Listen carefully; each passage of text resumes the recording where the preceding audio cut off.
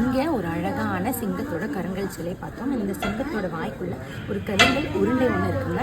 இந்த உருண்டையை நம்ம எப்படி வேணாலும் ரொட்டேட் பண்ணிக்கலாம், ஆனால் வெளியே எடுக்க முடியாது.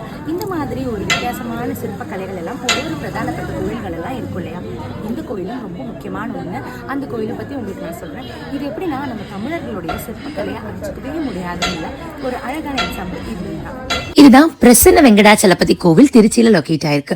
சோழ மன்னர்களோட ஆட்சி காலத்தில் கட்டப்பட்டதுனால இந்த கோவிலும் கட்டடக்கலையும் பத்தி சொல்லவே வேணாம், அந்த அளவுக்கு அருமை பெருமையா இருக்கும்னு சொல்லலாம்.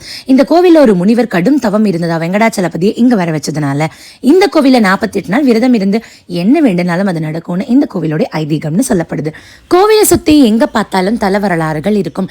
இந்த கோவில்ல வெளியிருந்த பக்தர்கள் பூ மாலைகளை பெருமாளுக்கு கொடுக்க கூடாது.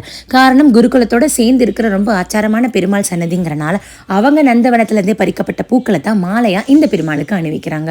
இதுவும் ரொம்ப ஸ்பெஷலா இருக்கும். கட்டட